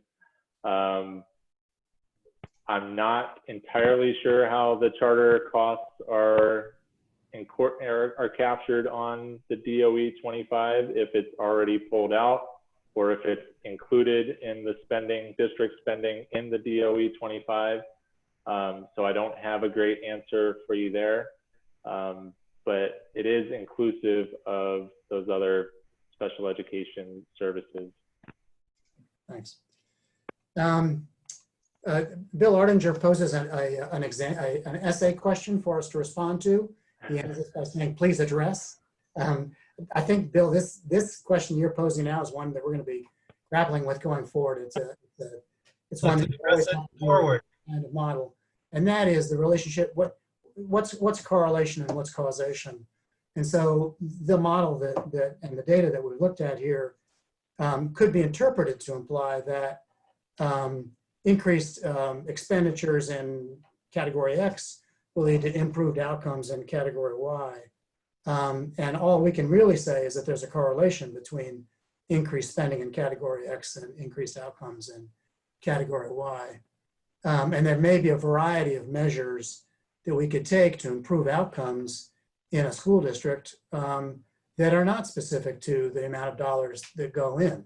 We all, as educators, people are certainly aware of that. There are a variety of community changes and measures that could take place, support for families that could increase the ways in which families support their children's educational outcomes. We know that one of the concomitants of poverty can be hunger. And so if we addressed hunger at the community level, we'd have improved student outcomes as well.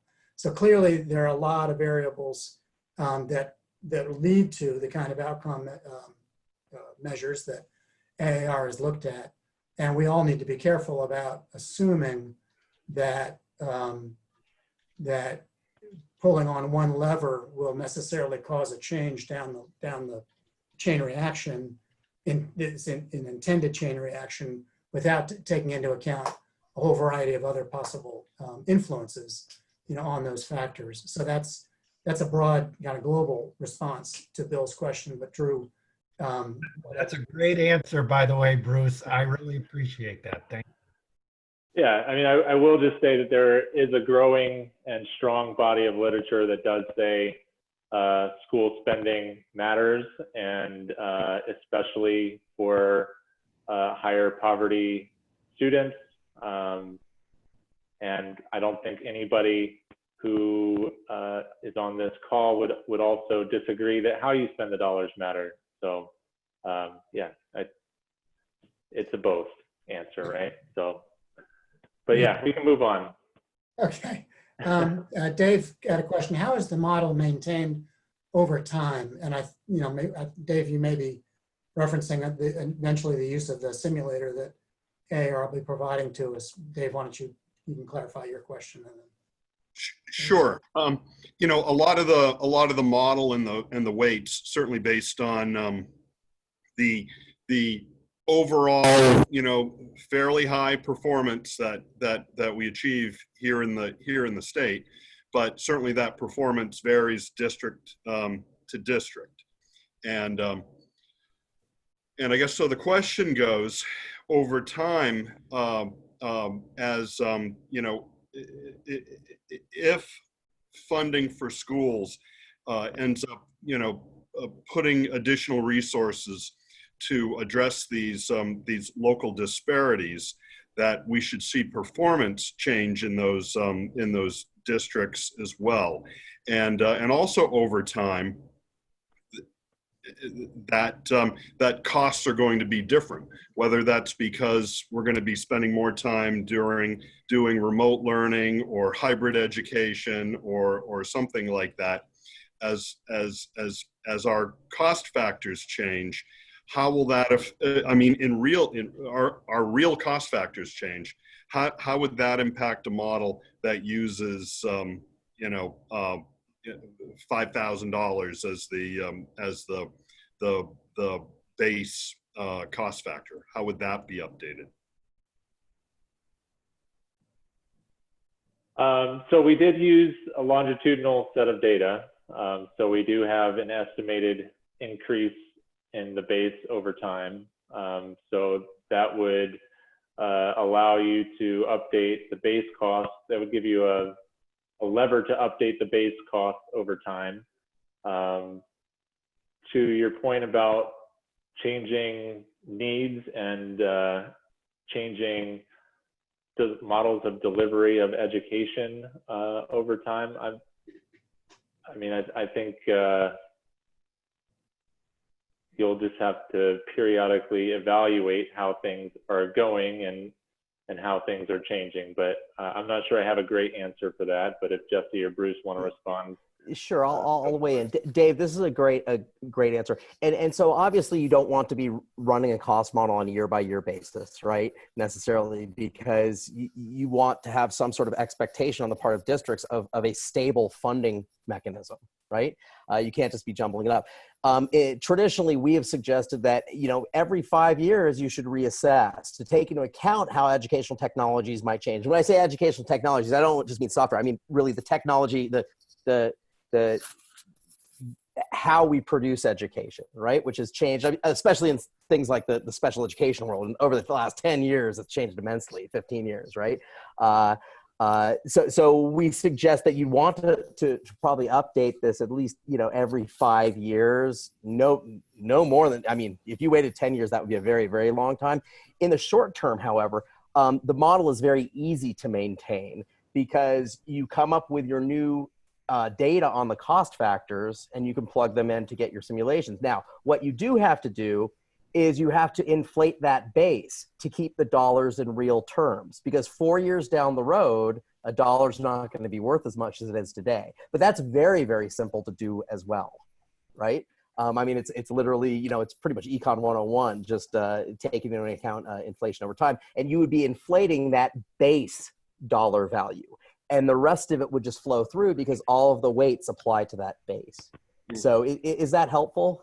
Yeah, absolutely. It helps to hear it from our experts about how a model that we could use would be maintained over time and then reassessed periodically. Without having to go through a full commission experience like this, but a reassessment piece. And if I may just build on that, this is Tammy. That was a real limitation in Vermont. Vermont didn't touch its funding formula for nearly 20 years. And so part of the reason it adopted this approach is it gave it the flexible mechanism for updating this information in a low cost way on an ongoing basis. Because the other thing that happens is if you don't update, as Jess was saying, you end up with really big shifts in your funding formula too, right? And so that happened in Vermont when we didn't update for 20 years. The shifts between what we have now and what we should have are substantial. And that creates other kinds of issues. But the approach that's been used provides an efficient and effective way for updating this kind of information on a recurring basis, as opposed to having to go all the way back into, for example, a professional judgment panel or something along those lines. And so what the team has given you is a tool that you can continue to update and use going forward that keeps you out of that sort of problem that we ended up with in Vermont. Right. No, thanks very much, Tammy. And that's one of the things that I think, the commission recognized early on in some of the fiscal policy tasks is the way things looked, let's say back in 2008, if those same proportions had been maintained between, let's say, state and local spending levels, what would it look like today? And it has had a wide, change over the last dozen years. So Dave, it's about 5:04. I'll let you manage this now. But Drew and team, thank you a lot for a tremendous amount of material to chew on in a fairly fast, period of time this afternoon. This is just the beginning of a much more substantial conversation, obviously, and Drew's going to continue to refine the data that were presented today. Say one more thing, Drew, about this most recent version. I know one of the listeners, one of the attendees, also had a question about what the tuition, how the tuition variable changed between the earlier material and today's material. Yeah, so earlier we were using just the total reported spending from the DOE 25. That total reported spending included tuition from districts to districts where their students went. And that tuition then also shows up as revenue in another district, which can then be respent in that district. So the inclusion of tuition from a sending district to a receiving district in our calculations likely resulted in double counting of that spending. So for the current calculations, we excluded any tuition payments that were from and to a district within New Hampshire. So if it was a student moving from one district to another district within New Hampshire, we excluded that tuition. We still chose to include tuition to private schools and include tuition to schools in other states because the student and that money is leaving the system entirely. It's not showing up in another district and being respent. And that amount of money that's leaving the system should be accounted for. So that's currently where we've landed on this tuition problem.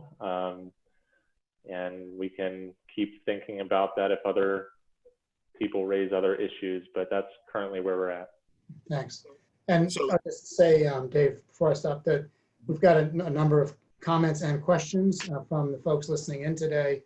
We'll be sure that in future meetings, including in the public comment session coming up this week, but in our work group sessions as well, we'll have your questions and comments in mind. I think we've answered a number of them in responding to the commissioner's questions this afternoon as well. But your questions and your questions, comments from the attendees today will be included in the public record here and preserved, and we'll be responsive to them. So, Dave, back to you. Great. Thanks very much, Bruce, and thanks Bruce and Drew and Tammy and Jesse for for the time this afternoon and for the continued effort here. I know it's a lot. And I think just on the last point too, when it comes to some of these school arrangements that are maybe don't fit the normal mode of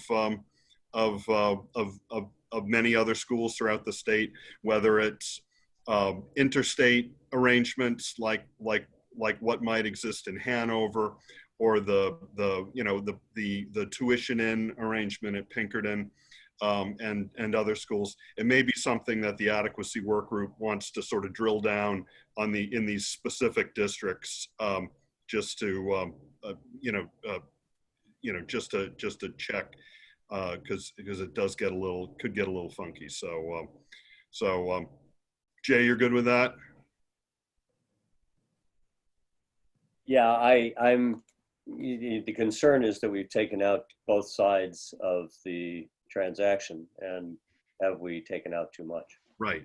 I was thinking the same thing, particularly for like Pinkerton. So anyway, those would be things we drill down on. Yeah, the other one is there's a preschool, and that we've left it in, and anyway, there's plenty to talk about in all the work groups about where we're at right now, Drew. Thank you. Just at the beginning stages with these numbers now. But I wanted to, and I know we're right at 4, but I do want to take some public comment. People have heard a lot, and like I said, there's going to be more public comment, I think, on, is it Wednesday this week? Correct. Yes, Wednesday at 4 o'clock. Wednesday at 4 o'clock this week. We'll let our normal followers know and get the word out. Yeah. So you know, if this is the thing that you want to sort of spend a little bit more time with the AAR report, findings that you've seen today, save your question or develop questions for Wednesday. That'd be great. But happy to open the floor, and I'll just sort of like turn it over to Jordan to let us know who's knocking at the door and who's got or not a question but a comment they want to make at this point. So I think just raise your hand either through the if you're coming in on Zoom video, through the participant screen, or is it, I always forget, *9? *9, correct. *9 if you're phoning in. Going once, going twice. I'm not seeing any. You seeing anything, Jordan? I am not.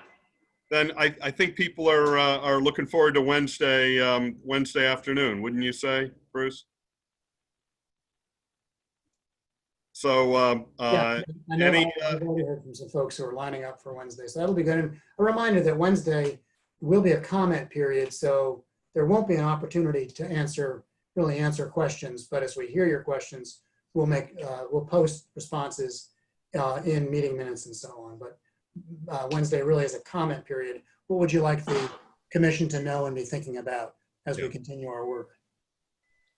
Right, great. Thanks, Bruce. Any other commission members have anything to add for the good of the cause? Rick, I saw you moving there, so. Nope, I'm good. Nope. You're good? You're good? All right. Well, we got a lot to digest over the next few days, and look forward to seeing everybody Wednesday, and stay cool as much as you can, and active and safe and healthy, and we'll see you all soon. Thanks very much. Have a good day.